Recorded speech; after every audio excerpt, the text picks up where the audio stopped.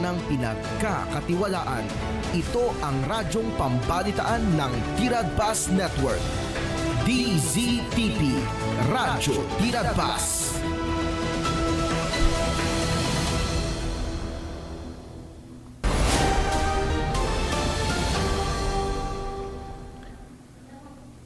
Ato yan, nagitikang runan nga damag iti Tiradpas News. Kas panang lagip ti may ka 129 nga anibersaryo iti kinabanwar ken martyrdom ni Dr. Jose Rizal naangay ti wreath-laying ceremony nga indauluan ni Presidente Ferdinand Marcos Jr. ti panakitinulong ti Masantol PNP, BFP ken PCG. Sakbay ti dayta nga detalye at iti paulo ti damag iti Tiradpas News. President Ferdinand Marcos Jr. nakipasat iti pananglagip iti maika 129 nga anibersaryo iti kinabarwan kin martyrdom ni Dr. Jose Rizal.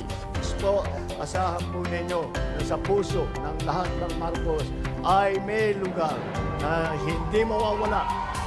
Budget calendar iti deliberasyon iti Kongreso maipapan iti naisingasing a pondo mabaliwan.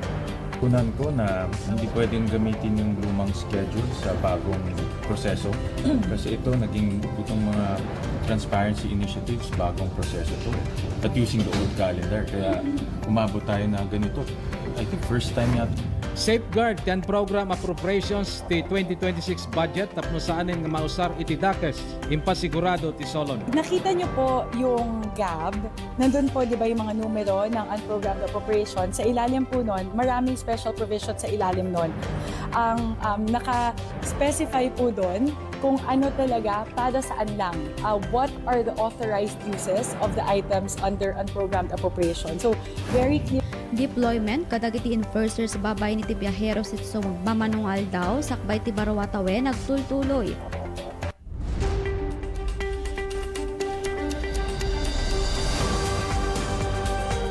From the most trusted news center dito'y Amyanan, daytoy Tiradpas News.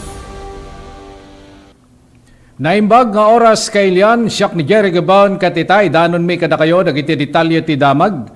Kas pananglaglagip ti may ka 129 nga anibersaryo ti kinabanwar ken martyrdom ni Dr. Jose Rizal, naangay ti wreath-laying ceremony nga indauluan ni Presidente Ferdinand Marcos Jr. Damag manipod kini Alma Carlos. Indaulwan ni President Ferdinand R. Marcos Jr. iti pananglagip iti maika 129 nga anibersaryo iti kinabanwar kin martyrdom ni Dr. Jose Rizal iti Rizal National Monument iti Rizal Park, siyudad iti Manila itangal daw December 30, 2025. Ti programa ket adaan iti tema a Rizal sa pagbangon ng mga mamamayan, aral at diwa mo ang tunay na gabay. Nairugi iti anibersaryo babaen iti seremonya iti panangitagay, iti bandera kalpasan ang nagturong ti Presidente iti sentro iti monumento para iti seremonya iti wreath-laying ceremony. Iti mensahe ti Presidente nagpanawagan kadagiti Pilipino nang runa kadagiti agtutubo nga agbalin ko mga inspirasyon da iti kabibiyag ni Rizal amang itandudo iti integridad, panagraem iti kinapudno kin panagayat iti pagilian. Sigon iti National Historical Commission on Philippines, iti pananglagip itatawan ket pananglagip kadagiti immortal eleksyon manipod iti biag ken gapuanan iti maysa kadagiti national abanwar iti pagilian. Iti panangipasango kadagiti baro akarit kas maysa a nasyon ken umili. Kagidan iti panakarambak iti Rizal Day, indaulwan pa iti Presidente iti panangted iti pamaskong handa. Ninyo na kahit hindi tayo nagkikita, kahit hindi tayo nagsasama, kahit hindi tayo nag-uusap, at sa television na lang tayo nakikita, asahan po ninyo na sa puso ng pamilya Marcos mula po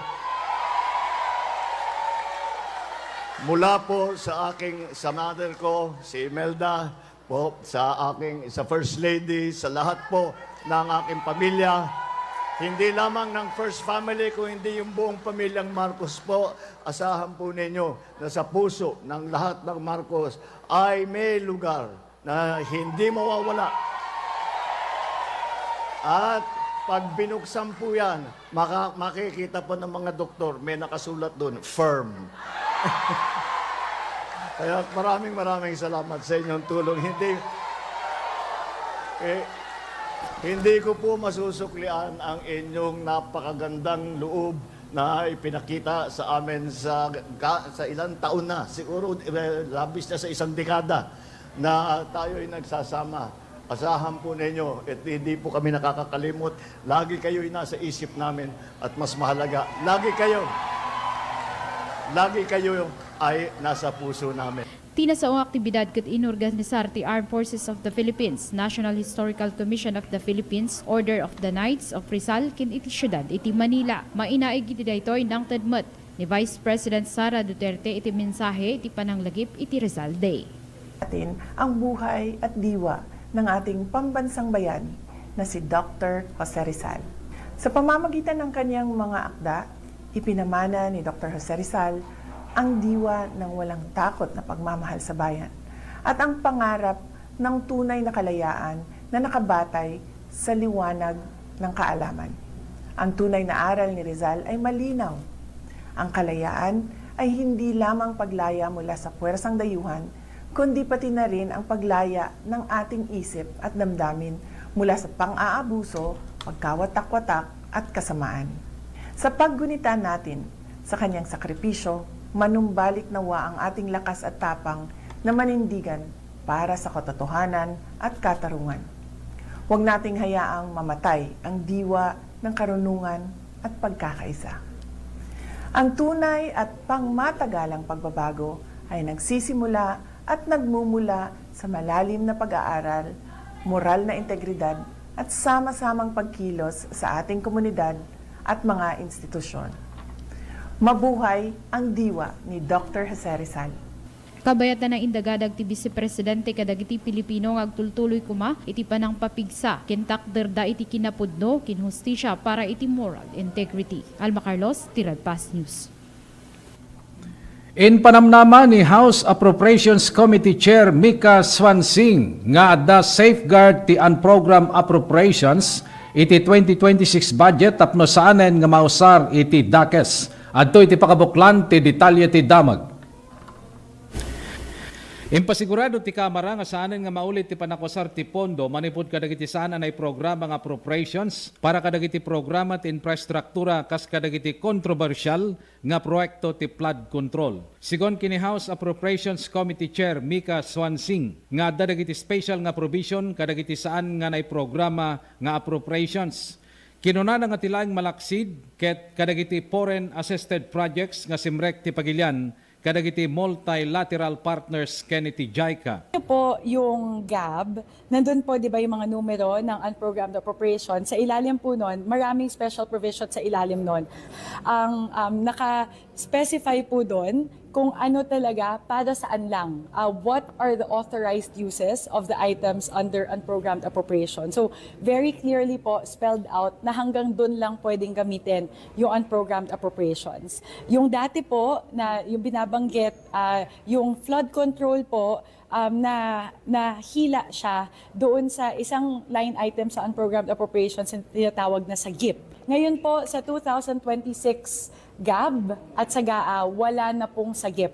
So wala na pong infrastructure projects, bukod na po doon sa mga foreign assisted projects na talagang napakatindi naman po ng scrutiny noon dahil po multilateral po yung negotiations doon between not just the Philippine government but our multilateral partners. Wala na pong ibang infrastructure na pwede sa unprogrammed appropriation. Karaman pa'y kadagiti usar nga mabalinlaing usaran ti UA ken ti AFP modernization ken Marawi rehabilitation. Kabayatan na impaganagyatnan nga awanen ti mapagdudwaan nga strengthening assistance for government infrastructure programs wenno sagip ti UA nga gubuayan ti pondo para kadagiti proyekto iti flood control.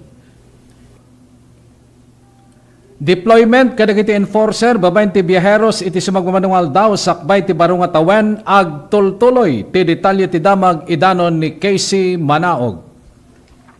Tiagtultuloy pa nagdupudop ti publiko kadagiti bus terminal where token aerofare to itintero nga pagilyan sumagmamanungal daw sakbay ti baro tawen. Ad-ada pinapig sa Land Transportation Office, LTO ti panakipakat, dagiti panakabagi tilintig na kas pasete DOTR, LTO offline biyaheng ligtas, Pasko 2025.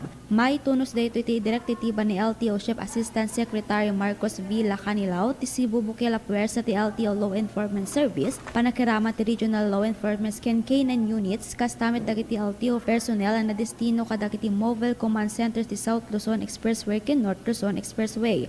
Tapno agtultuloy na inget pada panang monitor ke panang sukimat kadagiti lugan at transportation publiko, tapno masigurado ti order lines ken kinatalged dagiti agbiyahe. Sigun kini Asik Lakinaw saan na nasinga ti serbisyo ti LTO ti entero pagilian, uray kabayatan ti baro atawen, anang rugisak bay ti Paskwa kas maibatay ti direktiba the Presidente Ferdinand R. Marcos Jr. ken Acting Transportation Secretary Giovanni Z. Lopez, tapno masigurado at tinatalged kinaanay sa panagbiyahe ti publiko. Kinuna ni LTO Chief Lacanilao, karaman kadagiti kangrunaan nakaipamaysaan ti LTO tinainget na panakitumpal kadagiti provision ti Land Transportation and Traffic Code ken dumapay ang may naik ti special alintek ti LTO. Pangindipati dago si tulong ti riding public ng runa kadagitag tutuba pasahero, senior citizens, ken person with disabilities, panang balbaliw ti direksyon iti trapiko ken panang kontrol ti kadagiti kang runaan na kalsada, nagturong kadagiti shopping center, ken dumapay a lugar a panglinglingayan, kastamit ti panakiwaras ti information and education campaign, babaen dagiti naiperta a materyales maipapan kadagiti linteg, panang gurutan, ken maipapan iti lands transportation. Impalagip man ni Asik Lakinaw ti publiko ang makitulong kadagiti otoridad agtulnog kadagiti agda maalintek ti trapiko ken dagos nga i-report ti anyaman na panaglapsit tapno masigurado ti natalged ken naana sa panaglugan ti amin ita panawen ti bakasyon.